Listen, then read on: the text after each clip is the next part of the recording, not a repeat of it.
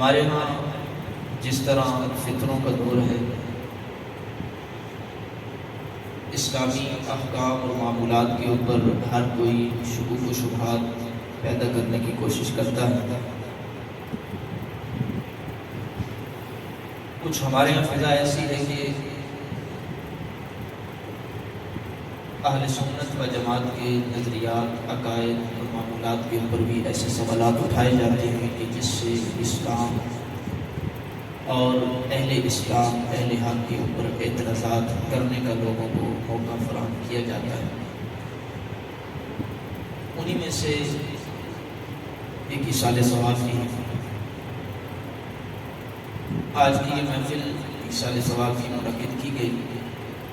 بعض لوگوں کے ذہن میں کئی سوالات ہوتے ہیں جو معاشرے میں کبھی وہ اپنے اسکول میں، کبھی وہ اپنے کالج میں، کبھی یونیورسٹی کا طالب علم یونیورسٹی میں، آپ کوئی ملازمت کر رہے ہو تو آج کل آپ کو پتہ ہے کہ ہمارے پاس ایک دین ہی ایسی چیز رہ گئی ہے کہ اور کوئی بندہ کسی اور چیز پہ تو بات نہیں کرتا، فالتو ٹائم میں تو کہتا ہے چلو دین کے ایک مسئلے کو حل کر لیتے ہیں، تو وہ پھر کوئی ایک ایشو لیتے ہیں، اس کے اوپر بحث کرنا شروع کر دیتے ہیں، جبکہ دین کے حوالے سے میں نہیں کرتا۔ اور ایسا کرنا ایمان کے لیے خطرہ ہے، کوئی ایسی بات زبان سے نکل جائے جس کی وجہ سے بندے کا ایمان برباد ہو جائے، تو یہ بڑا خطرناک موڑ ہے، اس کو غور کرنا چاہیے۔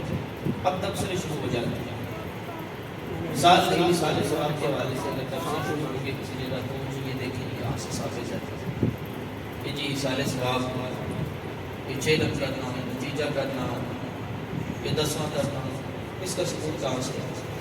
ہمیں قرآن کی کوئی آیت دیں، ہمیں کوئی حدیث دیں۔ یہ بات ذہن میں رکھیں کہ 2 چیزیں ہوتی ہیں۔ ایک چیز یہ ہے کہ نبی پاک علیہ السلام کے زمانے میں کسی چیز کا فی نفسی ہی پایا جاتا ہے، اور دوسری چیز ہے کہ زمانے کے بدلنے کی وجہ سے اس میں کچھ حیت میں، کیفیت میں، حالت میں تبدیلی ہو جاتی ہے۔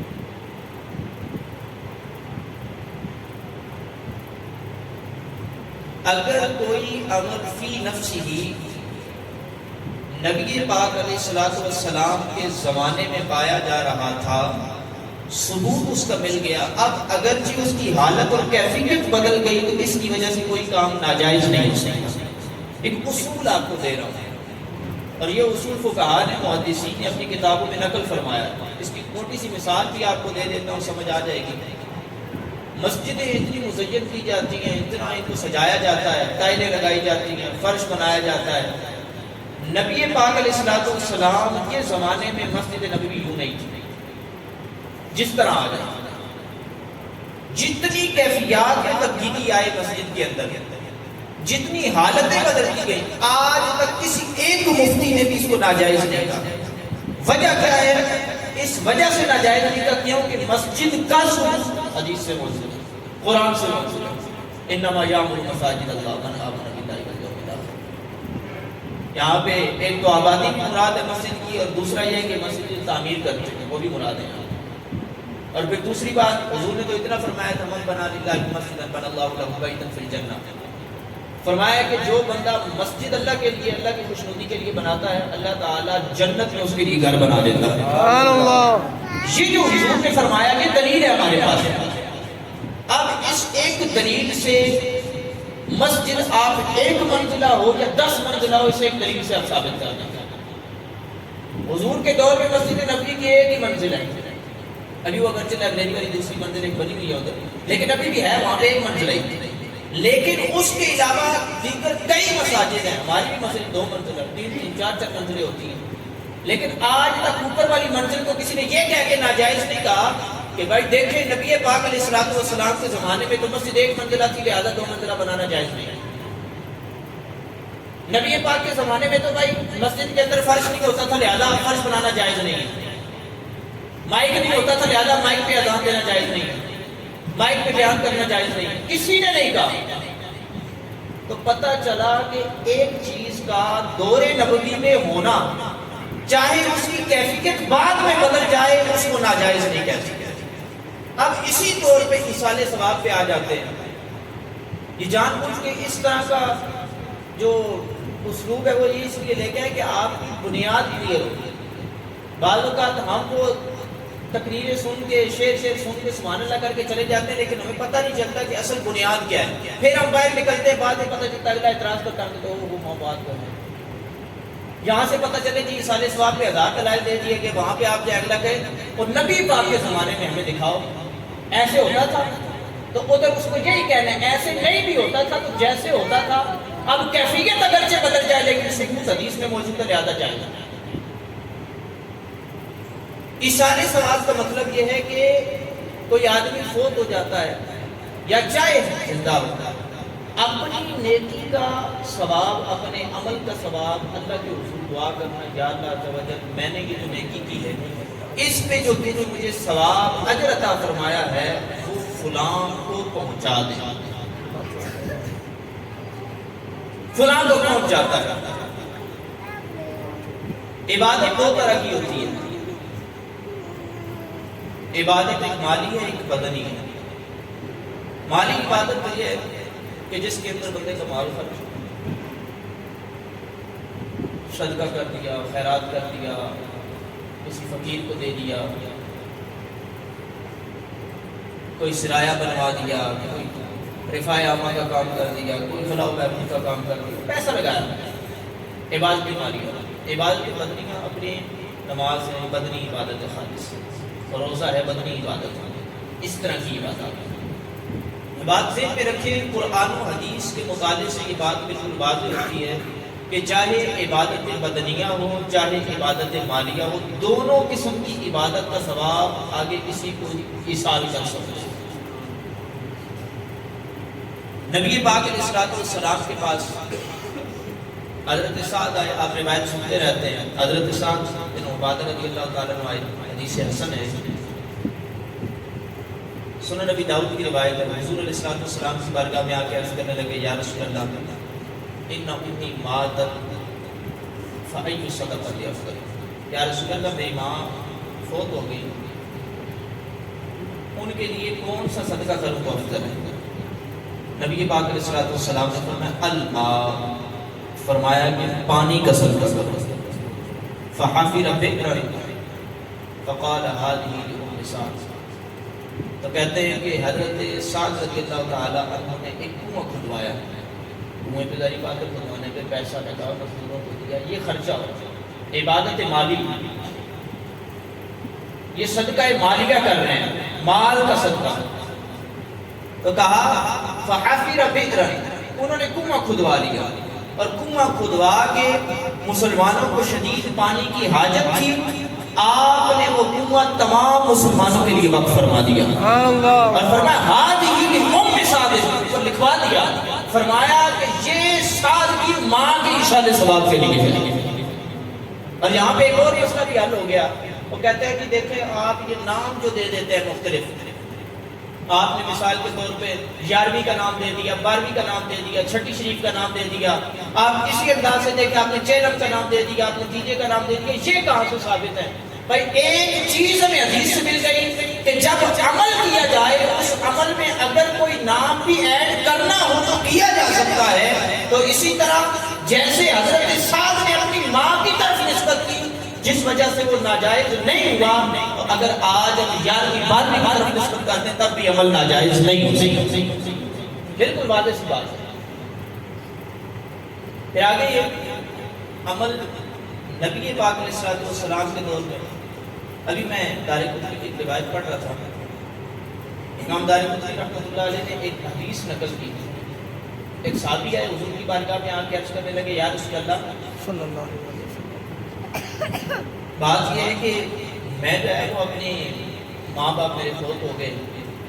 ماں باپ کے ساتھ میں نیکی کرتا تھا بھلائی کرتا تھا اچھا سلوک کرتا تھا. اب وہ فوت ہو گئے تو اب میں نیکی کیسے کروں ان کے ساتھ اچھا سلوک کیسے کروں؟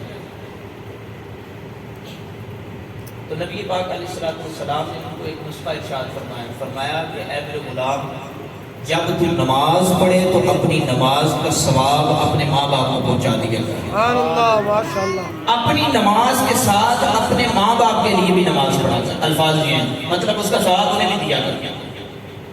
صدقہ کریں تو اس صدقے کے اندر بھی اپنے ماں باپ کی بھی نیت کر لیا کر۔ روزہ رکھے تو اپنے ماں باپ کی طرف سے بھی روزہ رکھا کر، رب تجھے بھی اجر عطا فرمائے گا، تیرے اجر میں بھی کمی نہیں ہوگی، رب ان کو بھی برابر اجر عطا فرمائے گا۔ سبحان اللہ، ماشاء اللہ، ماشاء اللہ۔ یہ کیا ہے؟ وہ جی دیکھیں، ٹھیک ہے صدقے کا ثواب ہو سکتا ہے، آپ کوئی فلاح عامہ کا کام کرتے ہیں اس کا ثواب تو پہنچایا جا سکتا ہے، لیکن نیکی جو نماز پڑھتے ہیں اس کا ثواب کہاں سے ہوگا؟ تو یہ حدیث موجود ہے امام داری قطنی میں، نماز کا بھی حضور نے فرمایا۔ بعض لوگ کہتے ہیں نہیں ہوتا، کچھ بھی نہیں ہوتا۔ دیکھیں، بعض کے لیے ہوتا ہے، بعض کے لیے نہیں ہوتا، یہ بات ذہن میں رکھیں۔ ایک روایت ہے، نبی پاک علیہ السلام کے دور میں ایک صحابی تھے، ان کا والد فوت ہو گیا، باپ کافر تھا، تو نبی پاک علیہ السلام کی بارگاہ میں حاضر ہو کے آپ عرض کرنے لگے، یا رسول اللہ، ہمارا جب باپ فوت ہوا تو میرے باپ نے یہ وصیت کی تھی کہ جب میں مر جاؤں تو میرے مال میں سے جو تمہارے حصے میں مال آئے تو تم نے 100 اونٹ صدقہ کر دیں۔ میرے بھائی نے تو 50 اونٹ کر دیے، میرے حصے کے 50 اونٹ باقی ہیں، کیا میں 50 اونٹ صدقہ کر دوں یا نہ کروں، کیا حکم ہے میرے لیے؟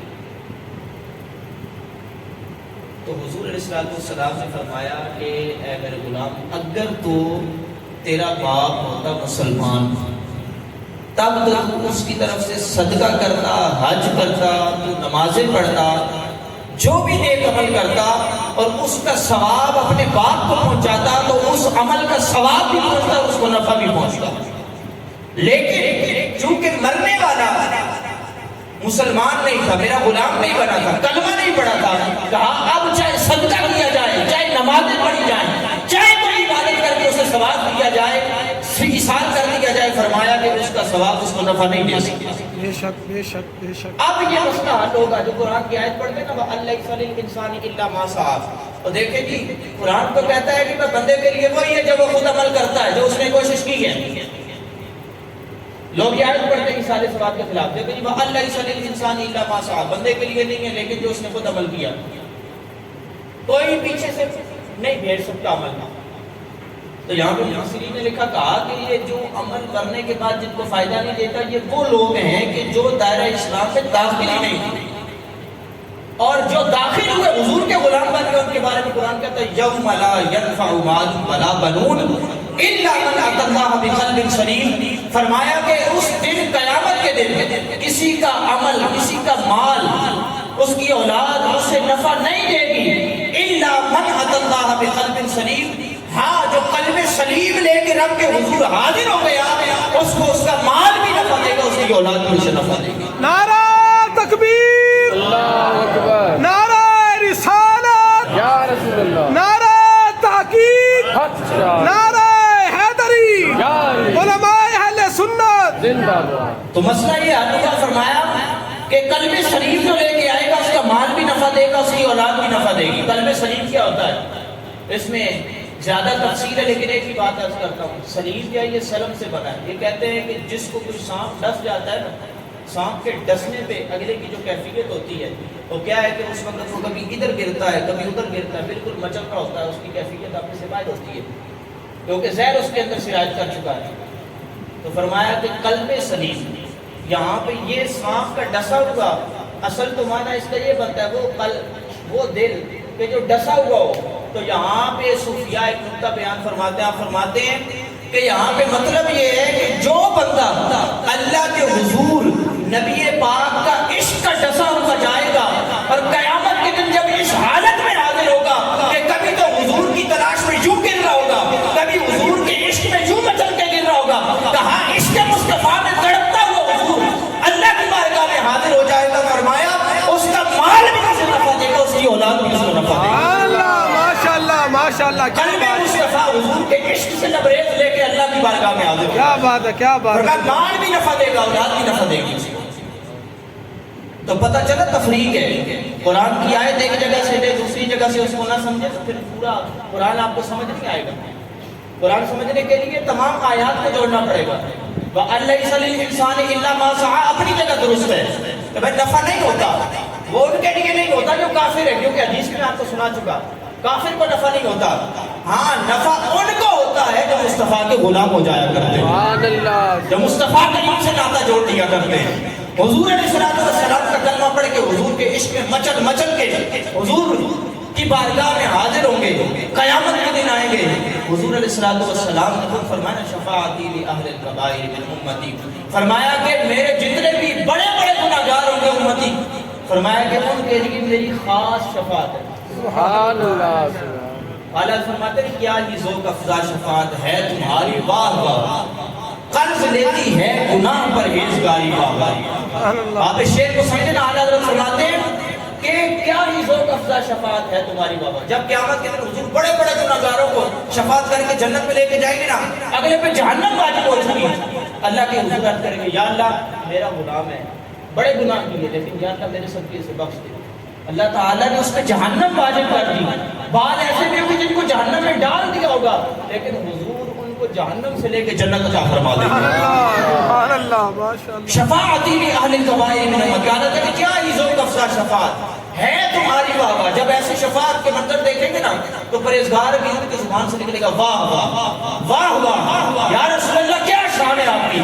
اب کیا بڑے بڑے جب گناہگاروں کی بخشش ہو رہی ہوگی تو اس وقت تعالیٰ کہتے ہیں قرض لیتی ہے گناہ پرہیزگاری بابا. پرہیزگاری بھی کہے گی کہ یا اللہ ہمیں ایک گناہ قرضے کے طور پہ دے دے تاکہ حضور ہماری بھی یوں شفاعت کر کے ہمیں جنت میں لے کے جائیں. قرض لیتی ہے گناہ پرہیزگاری بابا. گناہ یا اللہ ہمیں ایک گناہ قرضے میں دے دے تاکہ ہم بھی حضور کی شفاعت سے یوں کاٹے مارتے ہوئے جنت میں جائیں. تو بات یہ میں عرض کر رہا ہوں کہ جنت میں نبی پاک کی شفاعت سے جائیں گے، لیکن یہ شفاعت کیوں ملے گی جو ایمان والے ہوں، عشق مصطفیٰ رکھنے والے ہوں. تو نفع ہوگا لیکن ان کے لیے کہ جو حضور پر ایمان والے ہوں، اور جو کافر ہیں ان کے لیے یہ وَاللَّهِ صلی الانسانی لماس، ان کو نہیں نفع ہوگا. ان کو بس وہی ہے جو انہوں نے کیا، دنیا میں ان کو اس کا اجر مل جائے گا، قیامت میں ان کے لیے اجر نہیں ہے. اور یہاں پہ موضوع تو بڑا وسیع ہے، وقت بھی بڑا مختصر ہے، لیکن نبی پاک علیہ السلام کی اگر دیگر احادیث کو آپ پڑھیں، حضور نے ایک حدیث آپ بڑی سنتے رہتے ہیں، حدیث صحیح ہے، مسلم شریف کی روایت ہے، اذا مات الانسان انقطع عنه عمله. اگر کوئی کہے نا اور جی دیکھیں کوئی عمل کا ثواب نہیں ملتا تو اس کو کہتے ہیں حدیث صحیح کا کیا کرو گے. حضور نے جو فرمایا کہ بندہ جب چلا جاتا ہے دنیا سے جانے کے بعد اس کے عمل کا سلسلہ منقطع ہو جاتا ہے الا عن ثلاث. 3 عمل ایسے ہیں جو منقطع نہیں ہوتے، سلسلہ جاری رہتا ہے. من صدقۃ جاریہ، کا صدقہ جاریہ، من علم ينتفع به، ایسا علم جس سے بعد والے نفع اٹھا رہے ہیں. وولد صالح يدعو له، کہا کہ نیک اولاد چھوڑ دی جائے کہ جو اس کے لیے بعد میں دعا کرتی ہے، تب بھی قبر میں اس بندے کو اس کا نفع پہنچتا رہتا ہے. سبحان اللہ. نفع تو پہنچتا ہے. تو بھائی آپ ہمیں تقسیم کرنی پڑے گی، بعض لوگوں کو نفع پہنچتا ہے بعض کو نہیں پہنچتا. آپ جو کہتے ہیں بھائی ہم نہیں پہنچتا، تو ٹھیک ہے آپ کو نہیں پہنچے، آپ اس کیٹیگری میں چلے جائیں، آپ کو نہیں پہنچے گا. لیکن ہم تو حضور کے غلام ہیں، ہمارا عقیدہ اور ایمان ہے کہ حضور کے صدقے اس دنیا میں بھی ہم پہ کرم ہوتے ہیں، آخرت میں بھی کرم ہوتے ہیں. حضور کی ایک حدیث امام طبرانی نقل کی، وہ کہتے ہیں حضور علیہ السلام فرما رہے ہیں امتی امت مرحومت متاب علیہ. حضور نے فرمایا کہ میری امت مرحومہ ہے، رحم کی گئی امت، ان کی توبہ قبول کی گئی ہے. فرمایا یدخلون قبورہا بذنوبہا، کہا کہ اپنی قبروں میں وہ گناہوں کے ساتھ جائیں گے، بڑے بڑے گناہ لے کے جائیں گے، بڑے ان کے گناہ ہوں گے.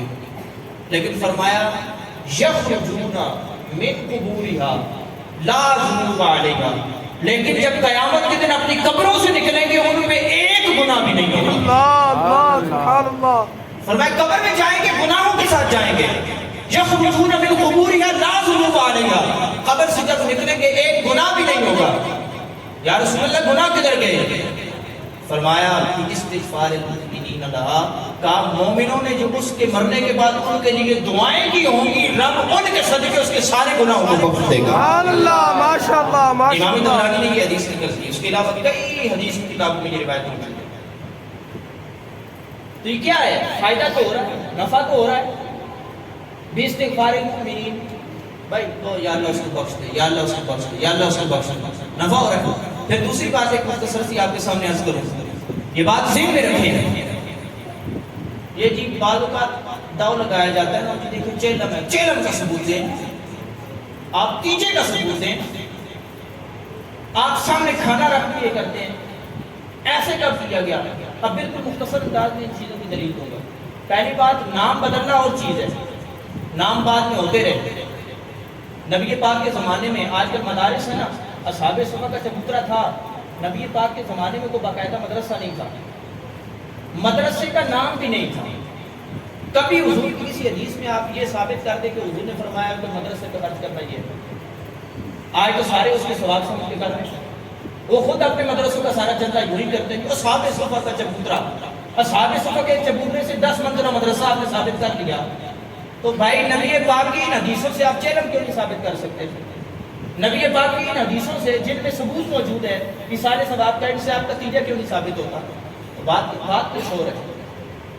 آپ شاید حدیث کو نہیں مان رہے، اپنے اس کے پیچھے چلے، بس جو میرا ذہن ہے وہ بھی میں نے مانا ہے. بات یہ ہے، چیلم کے اندر کیا ہوتا ہے بنیادی طور پہ؟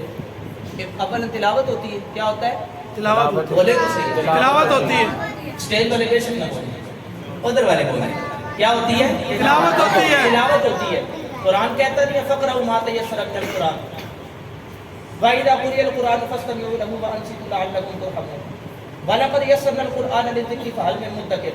کہ قرآن یہ نہیں کہہ رہا کہ قرآن کی تلاوت کرو. نبی پاک نے قرآن کی تلاوت کا ہمیں حکم نہیں دیا. حضور نے تو خود فرمایا، حضور نے فرمایا اقرؤوا علی موتاکم یاسین. کہا جب کوئی مر جائے تو اس پہ سورہ یاسین کی تلاوت کرو. سبحان اللہ، ماشاء اللہ. حدیث موجود ہے. اور یہاں پہ محدثین نے لکھا، امام سیوطی نے بھی لکھا، آپ فرماتے ہیں یہاں پہ 2 معنی ہے اور سب کو عام ہے. ایک تو اگر کوئی مر جائے، مردہ موجود ہے، قبر میں دفن نہیں کیا، اس کے سامنے بھی تلاوت کی جا سکتی ہے، اور اگر قبر میں دفن کر دی، قبر پہ جا کے بھی تلاوت کی جا سکتی ہے. سبحان اللہ، ماشاء اللہ. اقرؤوا علی موتاکم یاسین، اپنے مردوں پہ یاسین کی تلاوت کرو. تو اب جب قرآن پڑھنے کا حکم ہے تو پھر چیلم کے اندر کیا ہے؟ قرآن پڑھا جاتا ہے. قرآن پڑھنا کیا ہے؟ جائز ہے ناجائز ہے؟ جائز ہے.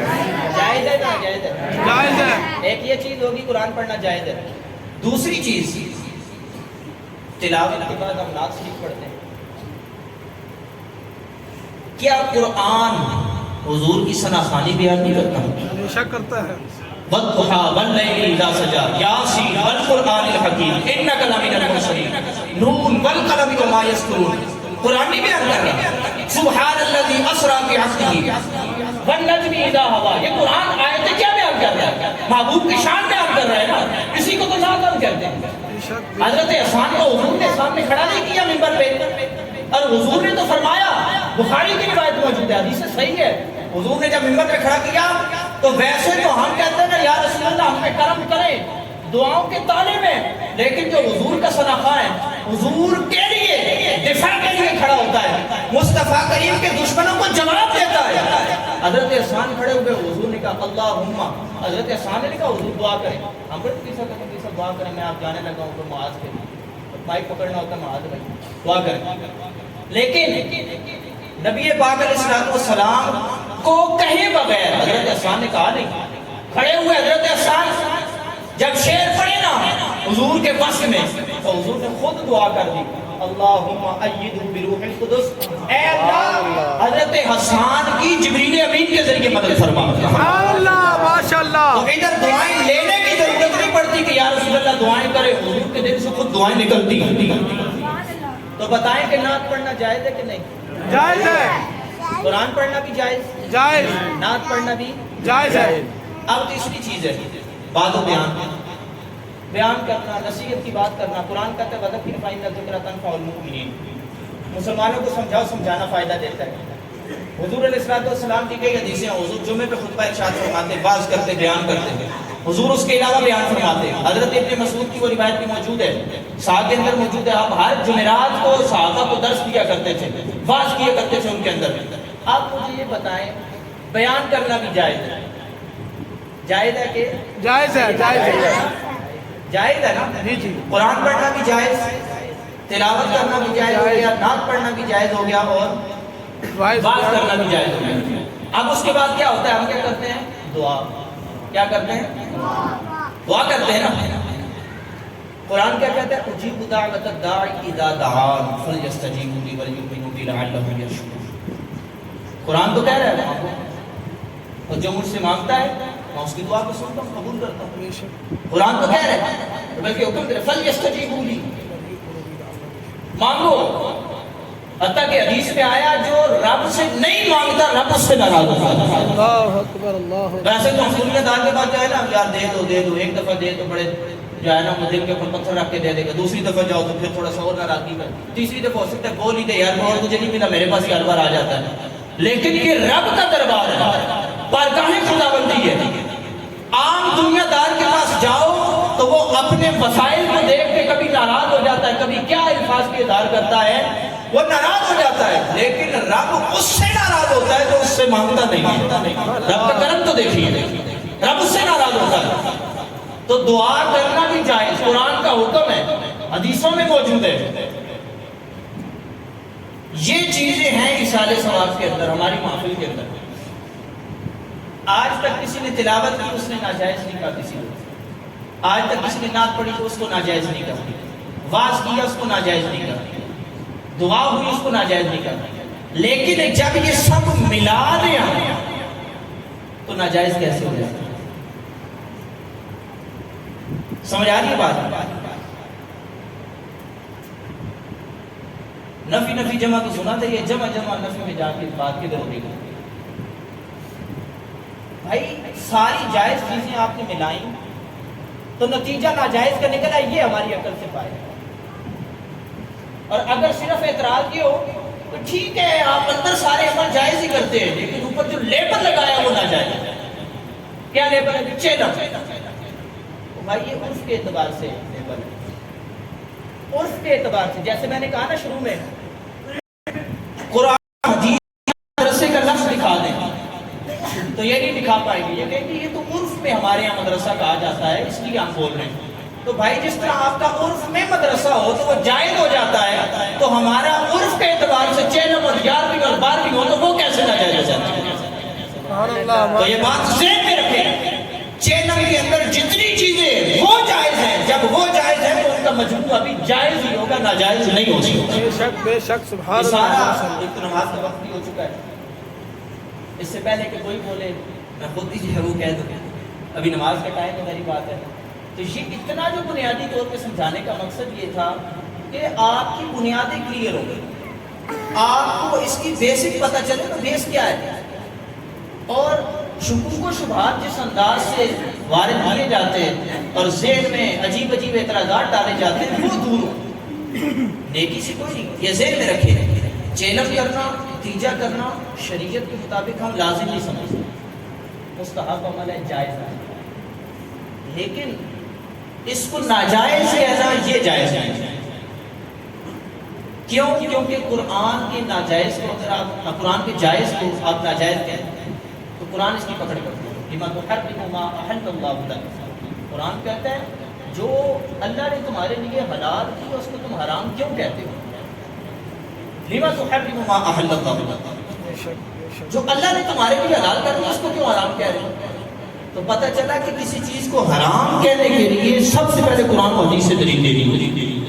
اگر کوئی آپ کے سامنے سوال کبھی کر دے جی چیلم کیسے آپ جائز ہے، تو آپ اس کو کہ اس کے اندر یہ چیزیں ہوتی ہیں سب جائز ہیں، اب آپ اس سے سوال کریں، آپ اسے کہ یار میں نے تو ساری چیزیں جائز ثابت کر دی ہیں جو ہم اندر کرتے ہیں، یا تو ہم معاذ اللہ مجرے کر رہے ہو، یا معاذ اللہ ہم ڈھول کر رہے ہو، یا معاذ اللہ ہم گانے بازے کر رہے ہو، تب تو وہ ناجائز ہے، اس کو جو مرضی نام دے دیا جائے وہ ناجائز ہی رہے گا۔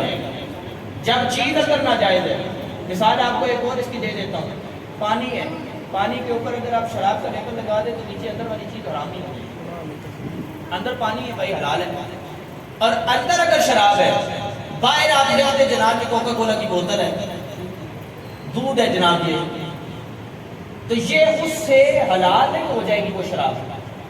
تو نام کے بدلنے سے کوئی حکم نہیں لگتا، اگر اندر چیز جائز ہے تو اس کے اوپر اگر نام جو مرضی لگا دیا جائے اندر کی ناجائز نہیں ہو سکتی اس کی وجہ سے. اس لیے یہ اصول اپنے ذہن میں رکھ لیں. ان اصولوں کے مطابق انشاءاللہ آپ سے کوئی بات کرے آپ اس کو بتائیں اور کہیں بھائی ٹھیک ہے آپ ناجائز کہہ رہے ہیں، سب سے پہلے ناجائز کی دلیل چاہیے. اور حدیث کا اصول بھی یہی ہے کہ بھائی اگر کوئی کام ناجائز کہتا ہے، وہ کہتا ہے ناجائز ہے، تو اس کو ناجائز ہونے پہ دلیل دینی ہوگی. حتیٰ کہ علماء نے فرمایا، فقہاء فرماتے ہیں کہ اگر کسی چیز کو مکروہ بھی کہنا ہو، حرام تو بڑی دور کی بات ہے، مکروہ بھی کہنا ہو تو اس دلیل دینی ہوگی. تو جو منع کرنے والا ہے اس کو کہیں پہ دلیل دے، اور اگر دلیل نہیں ہے تو اس کو کس بھائی جان ایسے فتنے نہ پھیلایا کریں. پہلے بڑے فتنے ہم تانگ ہیں، پہلے بڑے معاملات ہیں جن کے اوپر ابھی حل کرنے والے ہمارے پاس ہے، تو ہمیں مزید تانگ نہ کریں. تو یہ بات ہے، پوری اس کا خلاصہ یہ نکلا کہ اللہ تبارک و تعالیٰ نے تیجا، چہلم، اصال ثواب کی محافل، دیگر اس طرح کے عنوانات سے سجنے والی محافل کو کہیں بھی ناجائز نہیں قرار دیا، بلکہ قرآن و حدیث کے اندر اصال ثواب اور دیگر اس طرح کی محافل کی جواز کے ثبوت موجود ہیں. جب جواز کے ثبوت موجود ہیں تو اس کو ناجائز کہنا بالکل ناجائز اور حرام ہے. اللہ تعالیٰ ہمیں عمل کی توفیق عطا فرمائے. وما علینا الا البلاغ. سبحان اللہ.